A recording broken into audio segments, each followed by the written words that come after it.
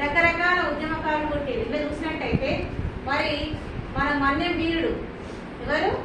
అల్లూరి సీతారామరాజు, భగత్ సింగ్, ఊధమ్ సింగ్, తర్వాత నేతాజీ సుభాష్ చంద్రబోస్. మరి వీళ్ళంతెవరు? ఉద్యమకారులు. వీళ్ళంతెవరు? ఉద్యమకారులు. మరి వీళ్ళ ఫలితంగానే మరి గాంధీజీ ఏమన్నాడు? చెంప మీద కొడితే చెంప మనంగా చెంపలించాలన్నాడు. కానీ వీళ్ళేమన్నారు? ఒక్క చెంప మీద కాదు, ఒక చెంప మీద కొడితే మనం వాడిని చంపి చూపించాలని వీళ్ళు పోరాటం చేసేది ఉద్యమకారులు. అంటే వాళ్ళు చేసినటువంటి అన్యాయాల నుంచి, అక్రమాల నుంచి పుట్టిందే ఈ ఉద్యమకారులు. మరి అక్కడ చూసినట్టయితే వీళ్ళంతా బిర్సా ముండా ఒక గిరిజన జాతి అంటే ఒక ఉద్యమకారులు.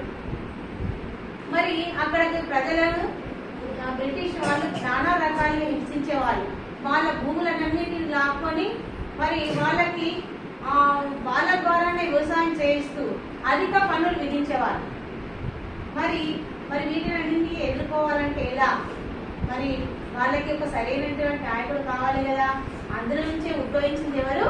బిర్సా ముండా. మరి అతనికి ఒక గురువు ఎవరు? అక్కడ ఆనంద్ పాండే.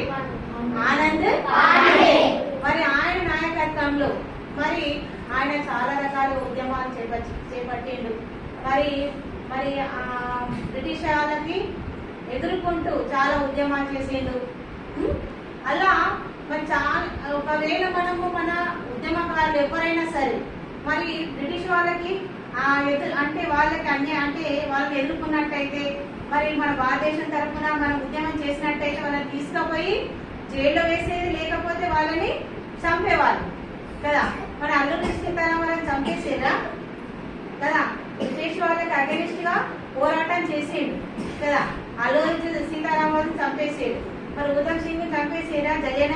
జలియన్ వాలా బాగ్ మీకు తెలుసా? మీకు తెలియదు సార్. జలియన్ వాలా బాగ్ నుంచి పుట్టింది ఊధమ్ సింగ్. ఊధమ్ సింగ్ మరి జలియన్ వాలా బాగ్ ఉద్యమం నుంచే మనకి స్వతంత్ర కాంక్ష అనేది ప్రజల లోపల ఎక్కువైపోయింది.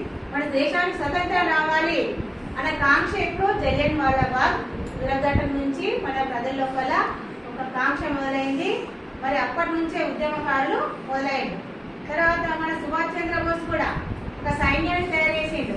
ఆజాద్ హిందూ ఫౌజ్ 1943లో మరి ఒక సైన్యాన్ని తయారు చేసిండు. ఆయన ఎవరికి వ్యతిరేకంగా? వ్యతిరేకంగా. అది తెలుసుకున్నారు బ్రిటిష్ వాళ్ళు. అమ్మో ఏదో చేసేటట్టున్నాడు అని గదగదలాడి మనకి ఎప్పుడు స్వాతంత్రం ఇచ్చారు? 1947 ఆగస్టు 15న మనకి స్వాతంత్రం ఇచ్చి మన దేశం నుంచి వాళ్ళు వెళ్ళిపోయారు. మరి అదే విధంగా మరి పాపం ఇతన్ని కూడా మరి జైల్లో వేసిండు. ఇతను జైల్లోనే చనిపోయింది. ఎవరు? బిర్సా ముండా. మరి వాళ్ళ హక్కుల కోసం పోరాటం చేసింది కాబట్టి దీన్ని స్మరిస్తూ మరి 2021 సంవత్సరాన్ని గిరిజన సంవత్సరంగా మన మోడీ గారు ప్రకటించడం జరిగింది. ఒకటి నవంబర్ 15 మన స్కూల్కి హాలిడే కాబట్టి ఆయనది ఇవాళ మనం వీడియో కానీ